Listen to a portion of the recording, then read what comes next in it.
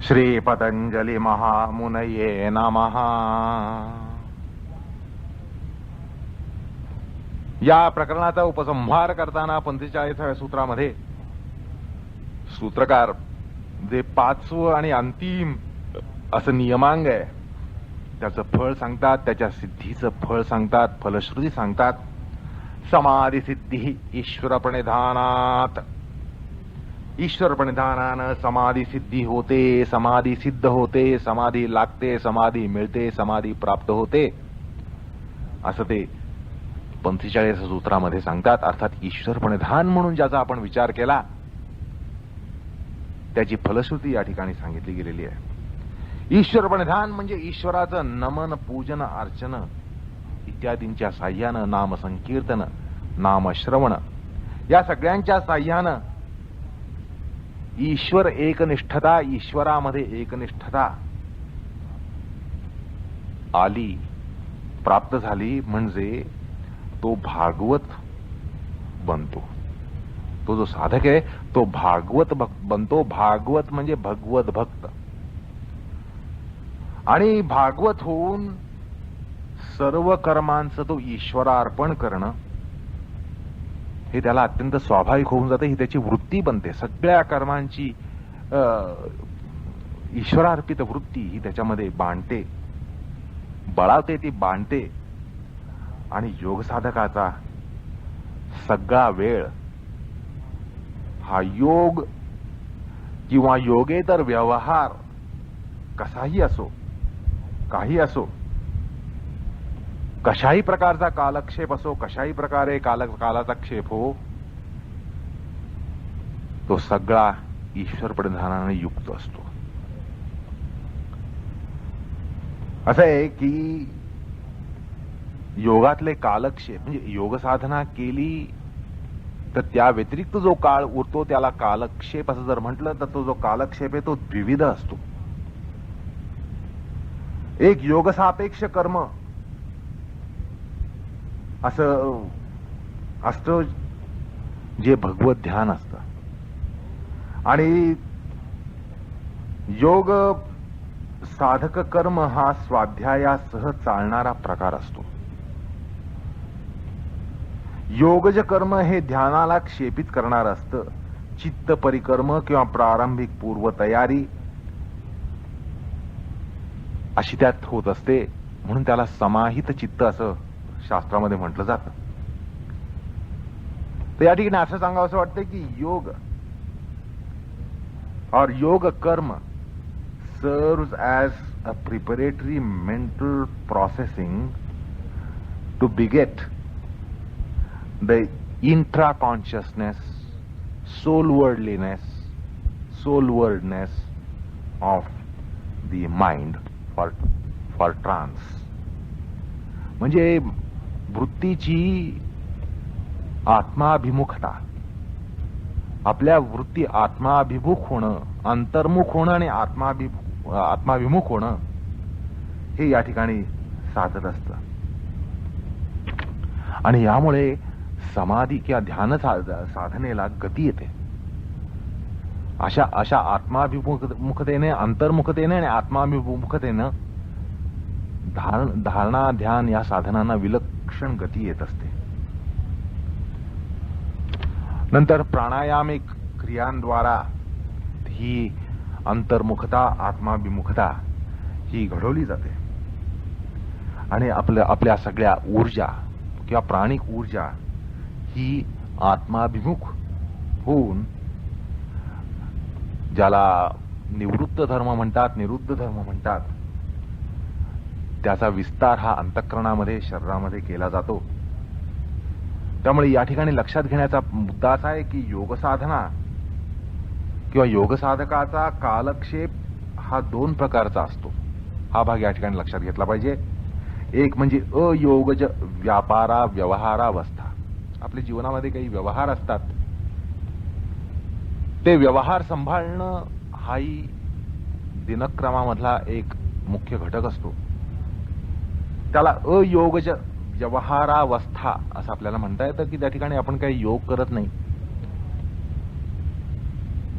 जीवन व्यवहारासाठी लागणारे लागणारे कर्म त्या ठिकाणी होत असतात. खान पान झोप आणि तसेच व्यवहार हे सगळे त्यात होत असतात. तर हा अशा प्रकारचा एक कालक्षेप साधकाच्या जीवनामध्ये अंगभूत असतो. तो काही टाळता येत नाही. आणि दुसरा प्रकार कालक्षेपाचा किंवा दुसरा जो विभाग आहे तो विभाग म्हणजे योगज साधना, योग साधना, योग साधनेची अवस्था, योग साधना अवस्था. या ठिकाणी साक्षात योगाचं अनुष्ठान हे होत असतं. तर ही जी योग साधना अवस्था म्हणून दुसरी अवस्था आहे कालक्षेपाची, त्याचे पुन्हा दोन भाग पडतात. एक म्हणजे अंग साधन, ते ध्यानाला प्रारंभिक असतं. हे ध्यानासाठी लागणारी मनोभूमिका, चित्तधर्म हा उदित करण्यासाठी आपण आसन म्हणा, जपजाप्य म्हणा, असं काहीतरी एक उपक्रमात्मक काहीतरी करत असतो. की आपण योगाला बसलो, मांडी ठोकली, डोळे मिटले की काही ध्यानाला जात नाही. त्यासाठी आपण प्राणायाम करतो, सूक्ष्म प्राणायाम करतो, प्रत्याहार करतो, जपजाप्य करतो, ज्याद्वारा आपण योगज धर्म हा जो आहे तो चित्ताच्या अंतस्थ कोशामधनं त्याला बाहेर काढत असतो. अशी एक आरंभिक साधना जी असते ती अंग साधना आहे. त्यामध्ये ध्यानाला प्रारंभिक असं ज्याला ओरिएंटेशन म्हणता येईल ते केलं जातं. आणि मग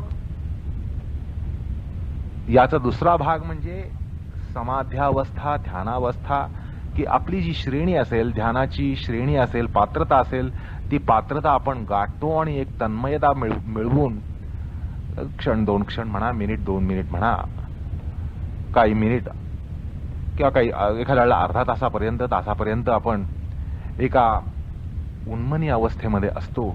आपल्या पात्रतेनुसार उन्मनी अवस्थामध्ये शास्त्राने सांगितली तशीच नाही, तर आपल्या सगळ्या साधनेची आणि आपल्या गुणवत्तेची ज्या वेळेला पूर्णपणे आविष्कृती होते त्यावेळेला आपल्याला एक योगजावस्था असते, योगावस्था प्राप्त होत असते. मनाची निर्मळ, शांत, उदात्त अशी अवस्था आपल्याला अनुभवाला येते, ती योगावस्था असते. त्यामुळे योगज साधनावस्था म्हणून जो कालक्षेपाचा दुसरा विभाग आहे त्याचे दोन भाग असतात. एक आरंभात्मक, प्रारंभिक अशी, की त्या ठिकाणी आपण काही तंत्र वापरतो, आसन, प्राणायाम, ध्यान, धारणा, जप, आपण काही तंत्र वापरून आपल्या मनाचं सुसंस्कृतीकरण करतो आणि त्याला विशिष्ट आकार हा कालांतराने प्राप्त होतो. हे साधनेच्या शेवटी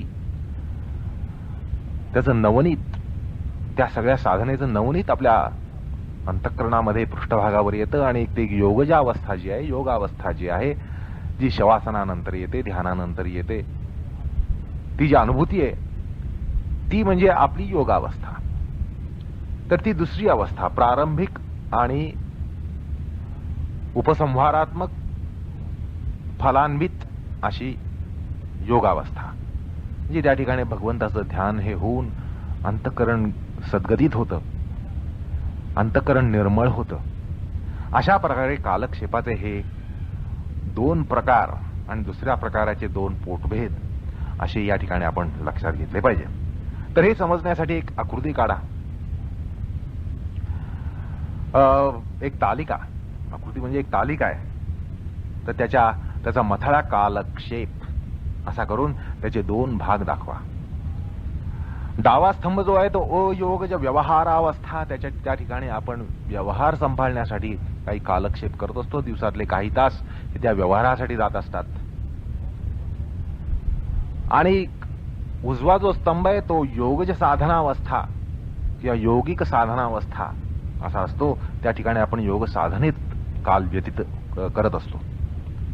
असे दोन स्तंभ डावे आणि उजवे हे जर लक्षात आले तर हा जो उजवा स्तंभ आहे त्याचे पुन्हा दोन पोटभेद करा.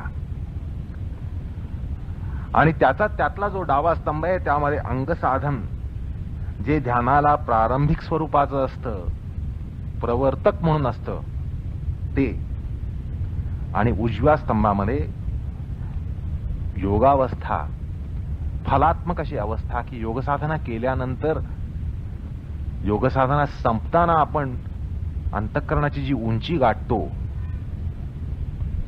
आणि खरं सांगायचं म्हणजे खोली गाठतो, ती अवस्था जी असते त्या दिवसाची आपली उच्च अवस्था, तर तशी ती एक समाध्यावस्था म्हणा, ध्यानावस्था म्हणा, एकीभूत अवस्था म्हणा, ती अशा प्रकारे आपले कालक्षेप असतात. अर्थात या ठिकाणी योग साधनेमध्ये जे पोटभेद असतात त्यामध्ये ईश्वर तत्व आलंबन, जे ईश्वर तत्वाचं आलंबन काय असतं हे आता सांगण्याचं कारण नाही. आणि त्यामुळे त्या ठिकाणी अभिमत ध्यान, प्रणवादी मंत्र जपाद्वारा प्राणिक उपासना या सगळ्या गोष्टी असतात. आणि ते अंगसाधनरूप पोटभेद आला तर समाध्यावस्थेत हृदय कमलामध्ये ईश्वरमूर्ती आविष्कृत करण्याला योग्य असतात. अर्थात ती वाटचाल किती दूर पल्ल्याची असते, दीर्घ पल्ल्याची असते ह्याची एक या ठिकाणी कल्पना करा की आरंभावस्थेपासून परिपूर्णावस्थेपर्यंत म्हणजे शेवटी योग्याला हृदय कमलामध्ये ईश्वर मूर्ती आविष्कृत होणं इथपर्यंत त्याची वाटचाल होऊ शकते असं या ठिकाणी आपल्याला लक्षात येतं. मात्र अयोगज असा जो व्यवहारातून निवर्तनाला जो काळ आहे त्यामध्ये साधक हा व्यावहारिक पातळीमध्ये वर्तत असतो, तो व्यवहार करत असतो. आणि त्या काळामध्ये योग भिन्न असे योगविरोधी प्रसंग असू शकतात आणि किंबहुना असतात. आणि त्या व्यवहारामध्ये आपल्याला अनेक गोष्टींशी मुकाबला करावा लागतो. काम असतो, क्रोध असतो, मद असतो, मात्सर्य असतं, या सगळ्यांशी मुकाबला करावा लागतो. योगविरोधी धर्म त्या ठिकाणी आपल्याला उफाळून येतात, आलेले असतात, समोर येतात, निदान पक्षी समोर येतात. मग द्वंद्वांची आंदोलनं ही घेत आपण तो व्यवहाराचा काळ हा कंठत असतो. म्हणजे तो योगभिन्न काळ जो आहे तो कदाचित योग विरोधी असू शकतो आणि असतो असा आपला अनुभव सांगतो. आणि ज्यामुळे निरोध संस्कार भिन्न कर्मवासनेचे संस्कार हे निर्माण होतात, थयथयाट करतात आणि त्यांच्या उचापत्या होतात. त्या ठिकाणी त्यांचं वादंग होतं, त्यांचा दंगा हा अंतःकरणामध्ये असतो, त्यांची नाटकं अंतःकरणामध्ये असतात. थोड्या वेळ कल्पना करा, हा जो योगभिन्न व्यवहाराचा काळ आहे त्या ठिकाणचं आपलं व्यक्तिमत्व काय आहे, कसं आहे याचं चित्रण स्वतःच्या मनाशीच तुम्ही घडवा. त्यांची नाटकं अंतःकरणामध्ये असतात. थोड्या वेळ कल्पना करा, हा जो योगभिन्न व्यवहाराचा काळ आहे त्या ठिकाणचं आपलं व्यक्तिमत्व काय आहे, कसं आहे याचं चित्रण स्वतःच्या मनाशीच तुम्ही घडवा. आणि असं लक्षात येतं की कर्मवासना त्या ठिकाणी बोकाळते आणि त्याचे संस्कार जे असतात, कर्मवासनेचे संस्कार असतात, त्यांचा अक्षरशः थयथयाट हा आपल्या अंतःकरणाच्या व्यासपीठावर होत असतो, रंगभूमीवर होत असतो. आणि मग काय असतं, एकंदरीत ते सगळे बाधक असतात. आपला असा अनुभव आहे की योग साधना काय दिवसातून 2-3 तास करतो त्यावेळेला इतकं शांत, प्रसन्न, गंभीर वाटतं. पण बाकीच्या वेळेला काय होतं तर ते सगळे प्रसंग बाधक असतात, योगाला बाधक असतात. आणि त्यापासून योगसाधकाचं संरक्षण व्हावं हे अत्यंत महत्वाचं असतं. कारण योगसाधक हा काही 10 तास आणि 15 तास आणि 18 तास काही योग साधनेमध्ये राहू शकत नाही. एखाद दुसरा तास, 2-3 तास तो साधना करू शकतो. पण उर्वरित जो काळ असतो त्या काळामध्ये त्या योगसाधकाचं संरक्षण होणं अत्यंत महत्वाचं असतं. कारण त्या काळामध्येच त्याच्या अक्षरशः अंतःकरणाची गटारगंगा बनते. एरवी ध्यान धारणेला बसला की त्याचं अंतःकरण गंगेसारखं निर्मळ असतं, पण व्यवहार काळामध्ये ही सगळी आंदोलनं, द्वंद्वांची आंदोलनं, काम क्रोधादींचे विकार, त्यांचे थयथयाट, त्यांची नाट्य, त्यांची नृत्य ह्याच्यामुळे चित्त गढूळ बनतं, गटार बनतं. तर साधकाला त्या ठिकाणी संरक्षण मिळणं, त्याचं संरक्षण होणं हे अत्यंत महत्वाचं असतं. आणि त्यासाठी योगशास्त्रामध्ये रामबाण उपाय सांगितला जातो, सांगितला गेलेला आहे. तो काय, तर सर्व कर्माणाम परम गुरुवार्पणम. कर्मयोगाच्या चौकटीत आपले जीवन व्यवहार करणं, यथाशक्ती, यथामती, यथा सामर्थ्य आपण ते करणं ही त्याची या ठिकाणी त्याचा रामबाण उपाय आहे. कर्मयोग म्हणजे सर्व कर्माणाम परमगुरुवार्पणम भगवदार्पणम ईश्वरार्पणम, हा जो प्रकार आहे तो आपण पाहिला, ईश्वर प्रणिधानाच्या प्रकरणात पाहिला. हाच त्या ठिकाणी रामबाण उपाय आहे. म्हणजे ईश्वर प्रणिधान हा त्याच्यावरचा उपाय आहे. थोडी या ठिकाणी ही विलक्षण गोष्ट लक्षात घ्या. नियमांगामधलं जे हे ईश्वर प्रणिधान आहे ते असं आहे की योग कसा करावा आणि योग व्यतिरिक्त काळ कसा घालवावा या दोन्हीवर नियंत्रण आणत असतं, दोन्हीला आकार देत असतं. बाकी इतर गोष्टींचा विचार केला तर अहिंसा कशी पाळावी, सत्य कसं पाळावं, ब्रह्मचर्य कसं पाळावं हे सांगितलं जातं. अर्थात योग कसा करावा, आसनं कशी करावीत, आसनं करताना काय करावं, आपण आसन न करताना काय करावं ह्याचा विचार आसनांगामध्ये तितका स्पष्टपणे होत नाही. प्राणायाम करताना काय करावं हे शास्त्र सांगतं, प्राणायाम न करताना काय करावं हे शास्त्र तितक्या काटेकोरपणे सांगत नाही. सांगण्याचं कारण नसतं, कारण त्यासाठी रामबाण उपाय शास्त्रात आहे. ईश्वर प्रणिधान, योग करत नाही त्यावेळेला ईश्वर प्रणिधान करा, योग कराल त्यावेळेला ईश्वर प्रणिधानच कराल, योग कराल त्यावेळेला ईश्वर प्रणिधान करा, योग ज्यावेळेला करणार नाही त्यावेळेलाही ईश्वर प्रणिधान करा. ईश्वर प्रणिधान हा सार्वभौम असा योगांगाचा प्रकार आहे. अर्थात या ठिकाणी ईश्वर प्रणिधान, नियमांग ईश्वर प्रणिधान म्हणजे कर्मयोग हा व्यवहार काळामध्ये, जीवन व्यवहार, जीवन व्यापार काळामध्ये अत्यंत महत्वाचा ठरतो असं या ठिकाणी सांगायचं आहे. आणि अशा ईश्वरार्पण कर्म करण्याच्या योग्यता सिद्धीसाठी अनन्य श्रद्धा लागते. त्याशिवाय कसं सर्व कर्माणाम परम गुरुवार्पणम हे जमेल कसं? त्याच्यासाठी श्रद्धा हवे आणि तसा मनाचा कल हवे, तसा स्वभाव हवे, तशी प्रकृती हवे. आणि त्याचं अर्जन ईश्वर नाम चिंतन, ईश्वर पूजन, ईश्वर नमन, अर्चन, कीर्तन, भगवत गुण चिंतन याद्वारा होत असतं. त्यामुळे ईश्वरार्पण करण्याच्या विधीमध्ये सहजता, स्वाभाविकता आणि नैसर्गिकता येऊन औपचारिकता जाते, अनैसर्गिकता जाते असं लक्षात येतं. अलग लक्षात.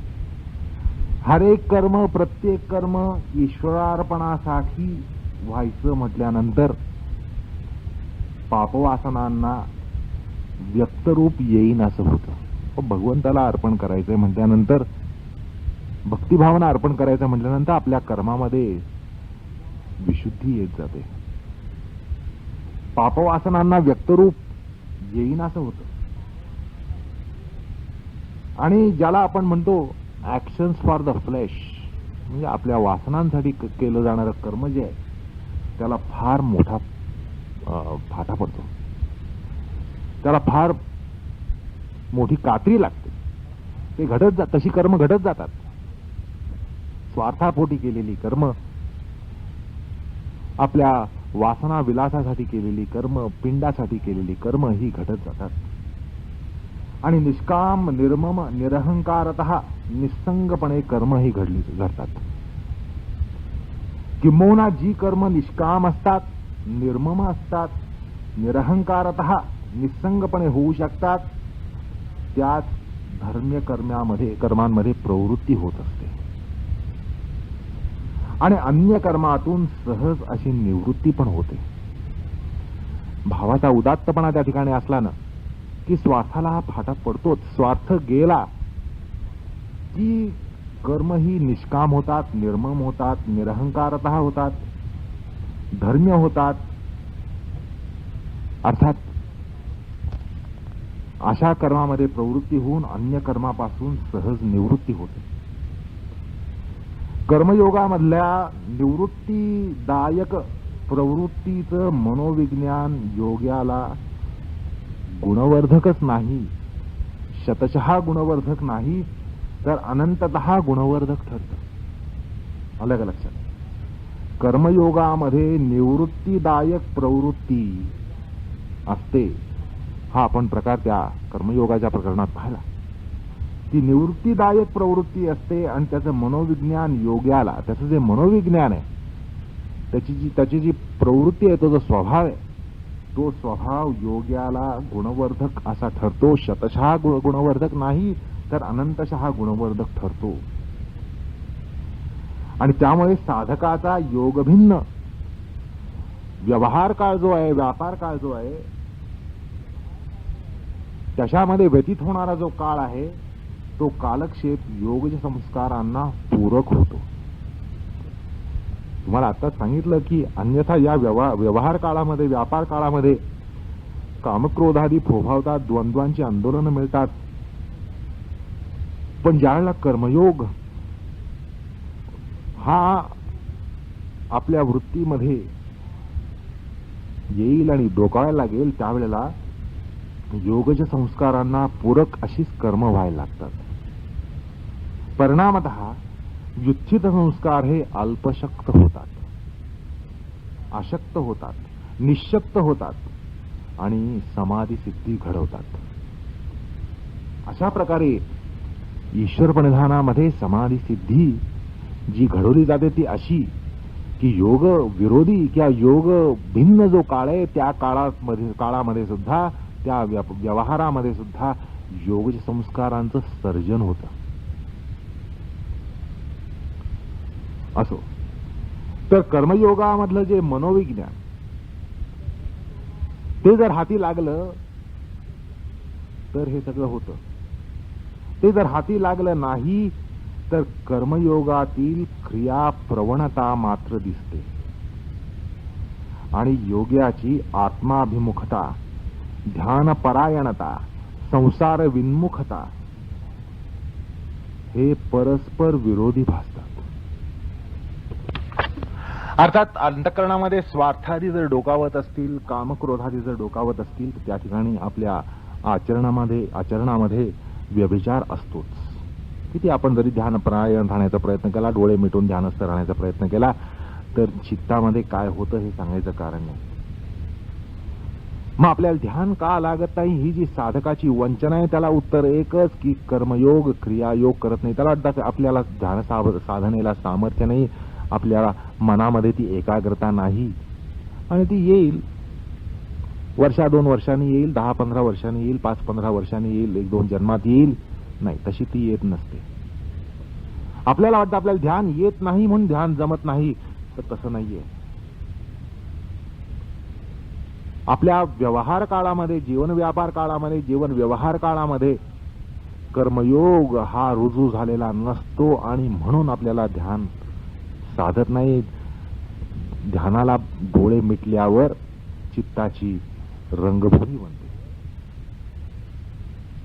तर ध्यान का जमत नाही ह्याचं उत्तर या ठिकाणी साधकाला समजलं पाहिजे की आपण एरवी कर्मयोगाची हेळसांड करतो, कर्मयोगाकडे दुर्लक्ष करतो, कर्मयोग सांभाळत नाही, कर्मयोगच पाळत नाही.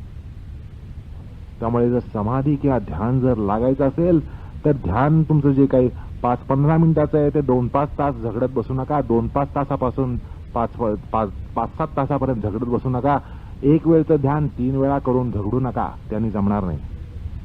तुमची साधना कमी पडते असं नाही. तुम्हाला असं वाटेल की साधनेच्या क्षेत्रामध्ये आपल्याला असं वाटतं की आपण करतो ते पुरत नाही, आपण करतो त्याच्या दुप्पट करायला पाहिजे, तिप्पट करायला पाहिजे, 5पट करायला पाहिजे. नाही, त्याने होणार नाही. या ठिकाणी एक लाल कंदील दाखवायचा वाटतो की तुम्ही जर ध्यानाच्या बाबतीत जर असं करायला लागाल, जसं संगीताच्या क्षेत्रामध्ये, क्रीडा क्षेत्रामध्ये, इतर क्षेत्रामध्ये साधना करत राहणं आणि त्याने आपल्याला प्रावीण्य येत असतं असं दिसतं. प्रावीण्यासाठी कष्ट पाहिजे, सातत्य पाहिजे, प्रयत्नांमध्ये सातत्य पाहिजे. या ठिकाणी लाल कंदील दाखवायचा वाटतो. ते जर तत्व तुम्ही सांभाळाल आणि दिवसातून एकदा ध्यानाला 5-10 मिनिटं बसता, त्याला चित्ताची नाट्यभूमी करता आणि चित्ताचा सगळा खेळ खंडोबा करून तुम्ही उठता, तो जर प्रकार तुम्ही 2दा कराल, 3दा कराल, 5दा कराल, तर विनाविलंब तुमच्यामधलं संतुलन जाईल. त्यामुळे ध्यान जर यशस्वी व्हायचं असेल, ध्यानामध्ये जर काही प्रगती करायची असेल, ध्यानासाठी ध्यान हा उपाय नाहीये. ध्यानासाठी ध्यान व्यतिरिक्त, योग व्यतिरिक्त व्यवहार काळामध्ये कर्मयोग सांभाळणं, कर्मयोगाची तत्व जी आहेत त्यांचा अंगीकार करणं आणि ती आपल्यामध्ये उतरवणं हे महत्वाचं आहे. आणि तसं जर आपण कर्मयोग करायला लागाल तर ध्यान साधनेमध्ये विलक्षण गती मिळेल. ध्यानासाठी ध्यान हा उपाय नाही, ध्यानासाठी कर्मयोग हा उपाय आहे, हे या ठिकाणी योग साधकांनी समजून घेतलं पाहिजे. कारण कर्मयोगाद्वारा चित्ताचं संस्कृतीकरण केलं जाईल, त्याद्वारा त्याला योग्यता सिद्धी होईल. क्वालिफिकेशन ज्याला म्हणतात, पात्रता ज्याला म्हणतात, ती त्या कर्मयोगाद्वारा होत असते. तर हा एक महत्वाचा भाग या ठिकाणी लक्षात घेतला पाहिजे, विशेषतः साधकांना.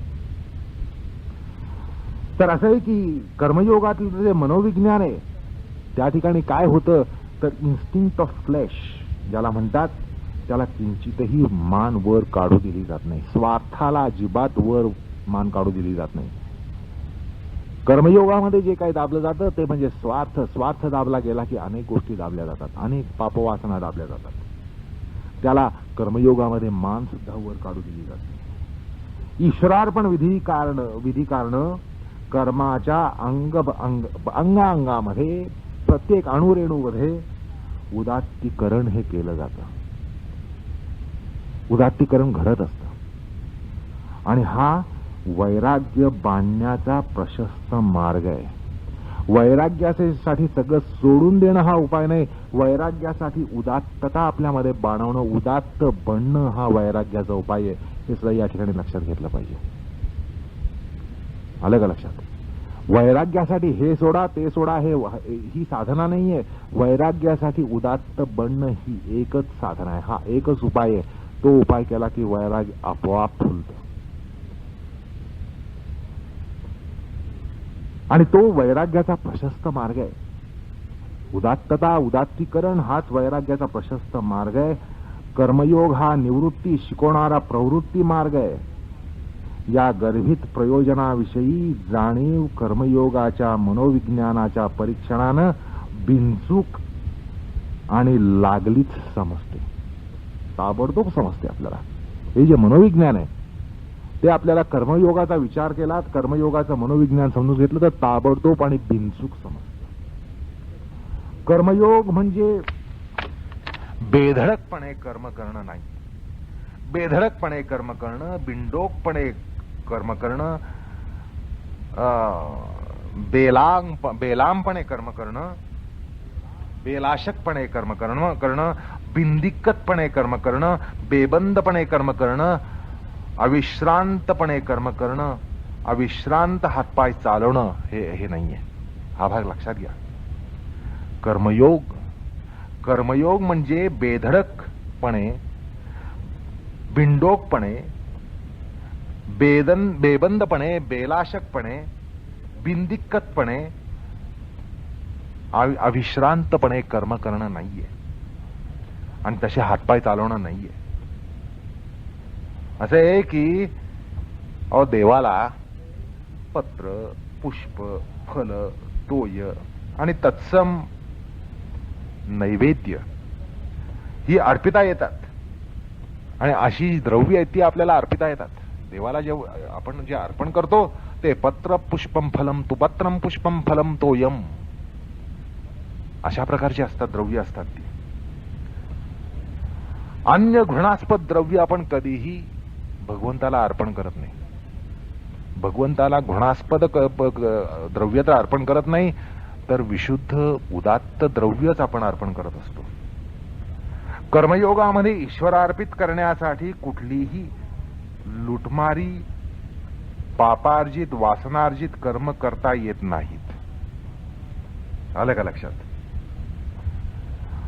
वर्णाश्रमोचित, शास्त्र निर्देशित कर्तव्य कर्म जी निष्काम, निर्मम आणि निरहंकारतेनं आणि निर्वासनपणे होतात तीच कर्मयोगाच्या चौकटीत बसतात. अन्य कुठलंही कर्मयोगाच्या चौकटीत बसत नसतं. परोपकारासारख्या कर्मामध्ये निष्कामता, निर्ममता, निरहंकार वृत्ती, निरभिमान, लोकेशणेचा अभाव म्हणजे नावलौकिकाचा अभाव, नावलौकिक अपेक्षित न ठेवता कर्म करण्याची जी वृत्ती असेल तरच कर्मयोग हा घडत असतो, अन्यथा कर्मयोग हा घडत नाही. केवळ आपल्या संपत्तीचं खेडोपाडी वाटप करणं, खेडोपाडी जाऊन विहिरी बांधणं, धर्मशाळा बांधणं, पाठशाळा बांधणं, चौकी बांधणं, देवळं बांधणं, गावातील पिढ्यांच्या पिढ्या आपल्या ऋणाखाली दाबणं हा कर्मयोग ठरत नाही. तो परोपकार फार तर ठरेल आणि तो आचार हा कवडी चुंबकाच्या तुलनेनं दिव्याचार ठरेल. आलं का लक्षात? एखादा जो कवडी चुंबक, चुकू मारवाडी ज्याला म्हणतात, कवडी चुंबक जो असतो ना, त्याच्या तुलनेनं तो दिव्याचार ठरेल. इतकंच. एकंदरीत कर्मयोग हा माणसाला निष्काम निस्संग करतो आणि तो योगधर्मच आहे. तोच योगधर्म आहे किंबहुना. त्यामुळे अशा ईश्वरनिष्ठतेनं योगधर्म बळावतो आणि त्यामुळे अशा ईश्वरनिष्ठतेनं तो धर्म बळावला तर समाधी सिद्धी होत असते, समाधीकडे यशस्वी वाटचाल होत असते. असा हा एकूण या ठिकाणी सूत्राशय आहे. आता ईश्वर प्रणिधानाचा कर्मयोग पर हा जो या ठिकाणी अर्थ सांगितला तो पदरचा नाहीये, तो भाष्याशय आहे, भाष्यकारांचा तो आशय आहे. आणि भाष्याशय सुद्धा काही दुरान्वयानं सिद्धी सांगत नाही. तसंच कर्मयोगाच्या तत्वांचं पालन करणारा कर्मयोगी हा ईश्वरनिष्ठ असतो, भगवननिष्ठ असतो, भगवत परायण असतो, भगवत ध्यान परायण असतो, भगवत गुणपरायण असतो आणि तसा व्हायलाही लागतो. नसेल तर व्हायला लागतो. आणि कर्मयोगामधली जी कर्म प्रवणता आहे, ऍक्टिव्हिजम ज्याला म्हणतात, ती जी कर्म प्रवणता आहे ती कमी होऊ लागते. क्रिया प्रवणता कमी होऊ लागते. कर्मयोगामधली क्रिया प्रवणता, क्रियेचं अवडंबर जे आहे ते कमी व्हायला लागतं. शेवटी ईश्वर म्हणजे ज्ञान, धर्म, वैराग्य, सामर्थ्य, ऐश्वर्य, तेज या गुणांची पराकाष्ठा आहे. भगवान,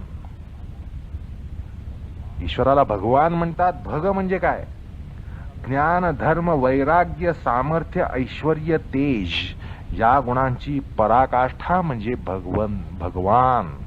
आपण जसं म्हणतो भाग्यवान आहे, गुणवान आहे. म्हणजे गुणांची पराकाष्ठा त्या ठिकाणी असते म्हणून आपण म्हणतो गुणवान आहे, किंवा भाग्याची पराकाष्ठा असते म्हणून म्हणतो आपण भाग्यवान आहे. तर भगवान हे तशाच प्रकारचं विशेषण आहे. यात विशेषणं कुठली? तर ज्ञान, धर्म, वैराग्य, सामर्थ्य, ऐश्वर्य, तेज या गुणांची पराकाष्ठा तो भगवान. ईश्वराच्या प्रणिधानामध्ये या पराकाष्ठेच्या गुणविवृत्तीची उपासना असते. ईश्वरोपासना म्हणजे काय? या गुणांची उपासना असते. त्यामध्ये तन्मयता असते. गुणविवृत्तीची उपासना असते, त्यामुळे तन्मयता असते. त्यामुळे त्या गुणांचं वर्धन योग्यामध्ये होत जातं. आणि या गुणांच्या प्रकर्षामध्ये योग का साधणार नाही असाच प्रश्न या ठिकाणी निर्माण होतो. हे जर या गुणांची जर विवृत्ती झाली तर योग का प्राप्त होणार नाही? व्हायलाच पाहिजे. अर्थात ईश्वर प्रणिधान म्हणजे ईश्वरी गुणसंपदेवर किंवा संपदेचं प्रणिधान असा अर्थ या ठिकाणी आहे. किंवा कर्मयोग प्रवणता असाही अर्थ त्या ठिकाणी घेता येतो. आणि त्याद्वारा समाधी सिद्धी सांगणं अत्यंत सुसंगत होतं. ईश्वर प्रणिधानाने समाधी सिद्धी होते ती का? तर या दोन अंगांनी ईश्वरी गुणांची उपासना असते आणि कर्मयोग ह्याच्यामुळे ही समाधी सिद्धी होत असते. असं अत्यंत सुसंगत विश्लेषण या ठिकाणी करता येतं. आता या ठिकाणी एक युक्तिवाद असा मांडता येतो. एखादा हरीचा लाल या ठिकाणी म्हणतो की हे बघा, नियमांग ईश्वर प्रणिधानामध्ये समाधी सिद्धी सांगितली आहे, मग नियमोत्तर आसन प्राणायाम आदींचं प्रयोजन काय? अहो ते त्यांना वैयर्थ येत नाही का?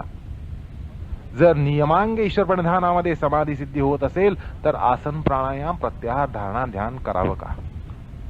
कशासाठी करावं? कारण नियमांग ईश्वर प्रणिधानामध्ये समाधीच प्राप्त होतीये. त्यामुळे उत्तरांग जी आहेत किंवा एका अर्थाने पूर्वांग सुद्धा जी आहेत त्यांना सुद्धा वैयर्थ येतं. अष्टांग योग हवे कशाला? एक उपांग योग सांगा ना, किंवा एकांग योग सांगा. ईश्वर प्रणिधान, कारण या सूत्रात स्पष्ट सांगितलंय समाधी सिद्धी ईश्वर प्रणिधानात.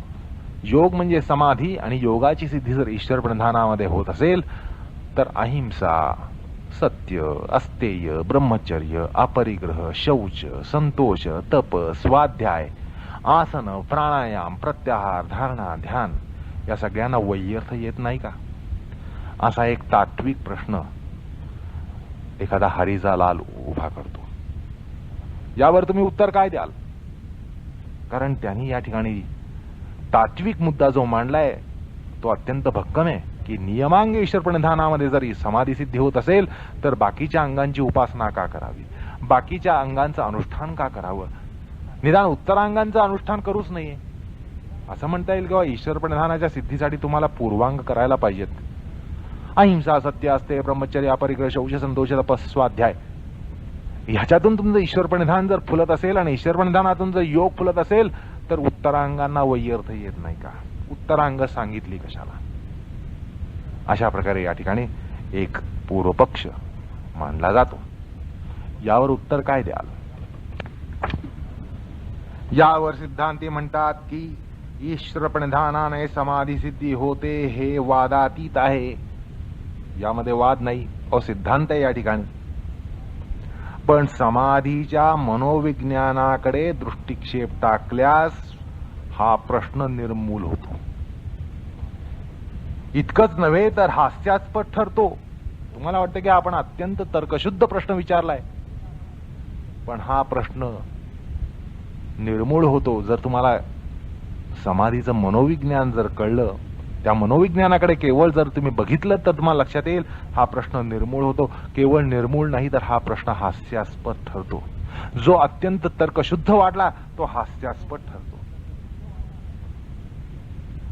समाधी म्हणजे ध्यान प्रगाढावस्था. समाधी म्हणजे काय? समाधी म्हणजे ध्यान प्रगाढावस्था. प्रगाढ असं ध्यान, ती समाधी असते.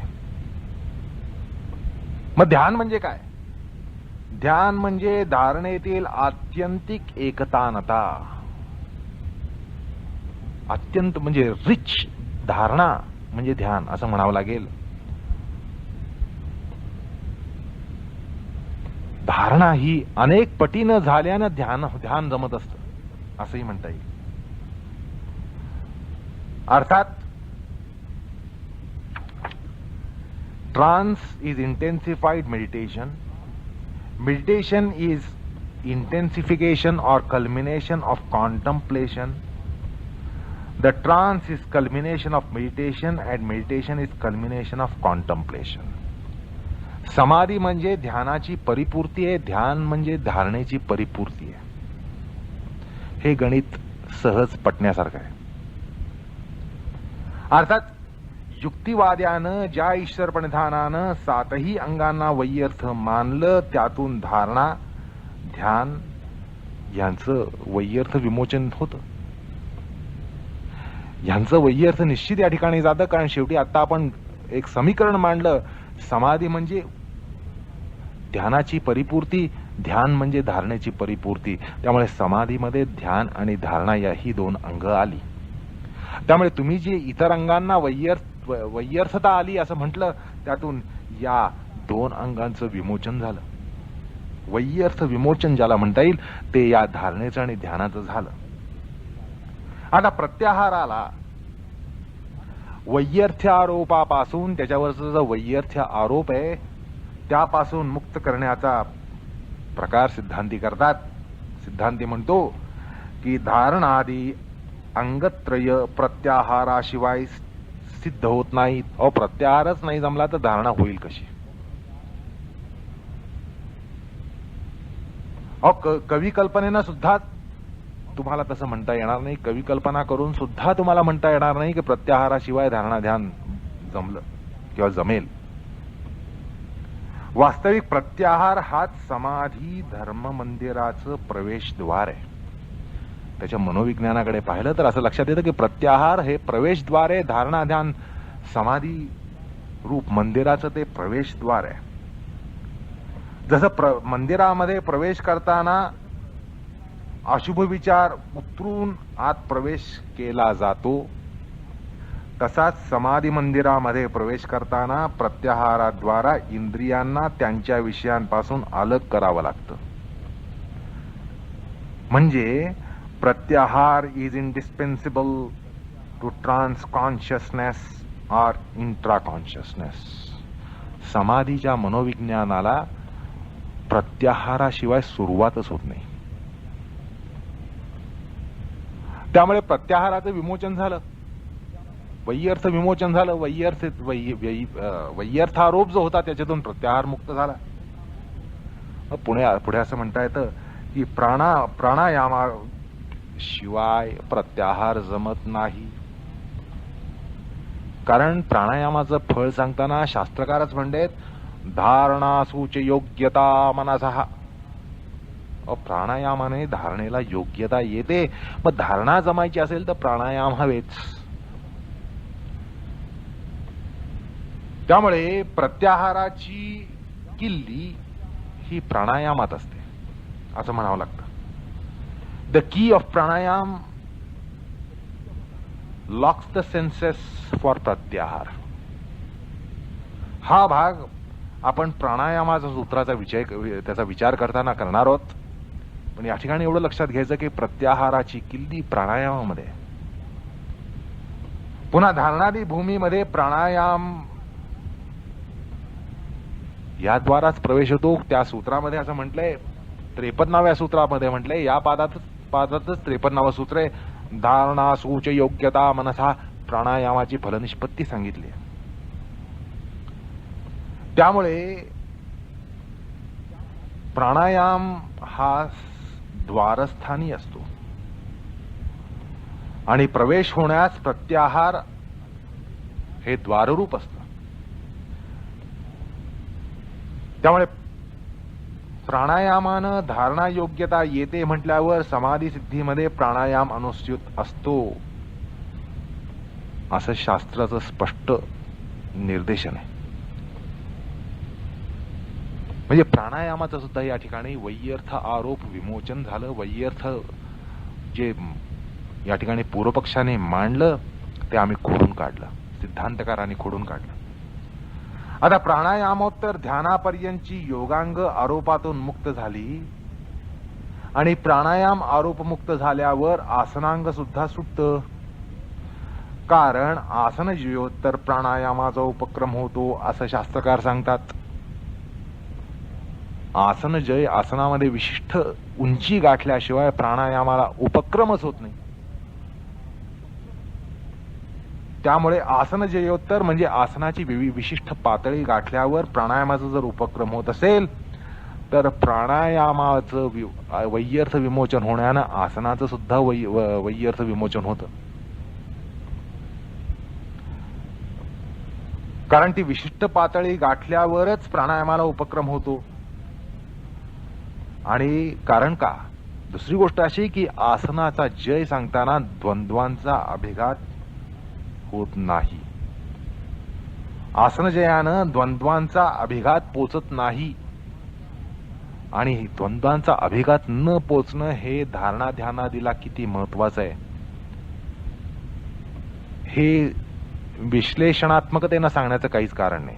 म्हणजे द्वंद्वांचे धक्के बसतायत तरी धारणा ध्यान जमेल हा प्रकार हास्यास्पदाच्या पलीकडचा आहे. केवळ हास्यास्पद नाही, त्या पलीकडचा आहे. कल्पना करा की द्वंद्वांचा अभिघात चालू आहे, द्वंद्वांचे धक्के बसतायत पण तरी धारणा ध्यान जमते. कल्पनेच्या प्रांतात सुद्धा हे शक्य नाही. कल्पना किती जरी ताणली तरी आपल्याला असं कधीही केव्हाही कुठेही म्हणता येणार नाही की द्वंद्वांचा अभिघात आहे, धक्के बसतायत, पण धारणा ध्यान जमले नाही. अर्थात आसनांचं फळ द्वंद्व अनभिघात सामर्थ्य जे आहे ते शास्त्रामध्ये सांगितलं असल्यामुळे आसनांगांचं सुद्धा या ठिकाणी वैयर्थ विमोचन होतं, वैयर्थ आरोप विमोचन होतं. आणि यमनियम हे शुक्ल धर्म देत असल्यानं त्यांच्याशिवाय ईश्वर प्रणिधान होतच नाही. ईश्वर प्रणिधान करायला शुक्ल धर्म हवे. शुक्ल धर्मासाठी यमनियमांचं पालन हवे, सेवन हवे. त्यामुळे अष्टांगातल्या कुठल्याच अंगाला, कुठल्याच उपांगाला प्रस्तुत सूत्रानं वैयर्थक्य येत नाही असं या ठिकाणी तर्कशुद्धपणे सांगता येतं. त्यामुळे त्या पूर्वपक्षाला या ठिकाणी अत्यंत समर्पक उत्तर देऊन गप्प केलं जातं. पण एवढं सांगून एक उपपक्ष उठतो, तो असा की येणकेण प्रकारेण जर अष्टांगाद्वारा समाधी साधत असेल. बघा, हा जो पूर्वपक्ष आहे हे हरीचे लाल कशा प्रकारे वादविवाद करू शकतात बघा. तर हा या ठिकाणी हरीचा लाल म्हणतो की हे बघा की येणकेण प्रकारेण अष्टांगाद्वारा समाधी साधत असेल तर ईश्वर प्रणिधानाने समाधी सांगते, ह्या म्हणण्याला विशेष तात्पर्य काय आहे की नाही. विलक्षण प्रश्न. तो म्हणतो तुम्ही आतापर्यंत जे सांगितलं त्यात असंही दिसलं की अहिंसा, सत्य, अस्तेय, ब्रह्मचर्य, अपरिग्रह, शौच, संतोष, तप, स्वाध्याय, आसन, प्राणायाम, प्रत्याहार, धारणा, ध्यान यानी समाधी साधते, यानी योग साधतो. अष्टांगाने जर साधत असेल तर या ठिकाणी नियमांग ईश्वर प्रणिधानानं समाधी साधते ह्या म्हणण्याला सुद्धा काही विशेष अर्थ राहत नाही. कारण शेवटी समाधी साधण्याला सगळंच पाळायला पाहिजे. अहिंसेपासून अहिंसा तुम्हाला सगळंच पाळायला पाहिजे. ध्यानापर्यंत सगळंच पाळायचं असेल तर या केवळ ईश्वर प्रणिधानानं, नियमांग ईश्वर प्रणिधानानं समाधी सिद्धी होते. या सांगण्याला विशेष अर्थ काय? यावर पुन्हा उत्तर असं की योग हा अष्टांगाने सिद्ध होतो याबद्दल दुमत नाही, नसावं. आणि हे जरी खरं असलं तरी योगाच्या अंगोपांगांना ईश्वर प्रणिधानानं कमालीची गती, विलक्षण गती प्राप्त होत असते. अहिंसेसाठी ईश्वर प्रणिधान, सत्यासाठी ईश्वर प्रणिधान, अस्तेयासाठी ईश्वर प्रणिधान, ब्रह्मचर्यासाठी ईश्वर प्रणिधान, अपरिग्रहासाठी ईश्वर प्रणिधान, शौचासाठी ईश्वर प्रणिधान, संतोषासाठी ईश्वर प्रणिधान, स्वाध्यायासाठी ईश्वर प्रणिधान, आसनासाठी ईश्वर प्रणिधान, प्राणायामासाठी ईश्वर प्रणिधान, प्रत्याहारासाठी ईश्वर प्रणिधान, धारणेसाठी ईश्वर प्रणिधान, ध्यानासाठी ईश्वर प्रणिधान, असा हा एकूण भाग आहे. आणि त्याला विलक्षण, या सगळ्या अंगोपांगांना विलक्षण गती येत असते. अन्यथा अष्टांगामध्ये पिपीलिका गतीनंच मार्गक्रमण हे होऊ शकतं. आपल्या अध्यात्मामध्ये दोन मार्ग सांगितले आहेत, एक पिपीलिका मार्ग, दुसरा विहंगम मार्ग. असे एखाद्या मुंगीला अ स्थानातून ब स्थानापर्यंत जायचं असेल तर त्याचा जो मार्ग आहे त्या मार्गामध्ये त्याची जी गती आहे त्यामुळे त्याला विशिष्ट काळ लागतो. पण पक्षाला उड्डाण करून एका स्थानातून दुसऱ्या त्याच स्थानामध्ये पोहोचण्यासाठी किती वेळ लागणार आहे? मुंगीच्या तुलनेनं कमालीची गती पक्षाला असते. आणि म्हणून अध्यात्मामध्ये दोन मार्ग सांगितलेत. एक पिपीलिका मार्ग म्हणजे मुंगीच्या गतीनं होणारा आक्रमण केला जाणारा मार्ग, दुसरा म्हणजे विहंगम मार्ग. या ठिकाणी असं सांगावं असं वाटतं की अष्टांग मार्ग जो आहे त्यात जर मार्गक्रमण व्हायचं असेल तर ते ईश्वर प्रणिधानाशिवाय पिपीलिका गतीनं होईल. आणि ईश्वर प्रधानानं ते विहंगम मार्गानं मार्गक्रमण होईल. ईश्वर प्रणिधानानं योगाच्या अंगोपांगांवर लीलया प्रभुत्व येतं. अहो शेवटी अनुग्रह आहे तो. केवळ अनुग्रह नाही, सगळे मार्ग निष्कंटक होतात.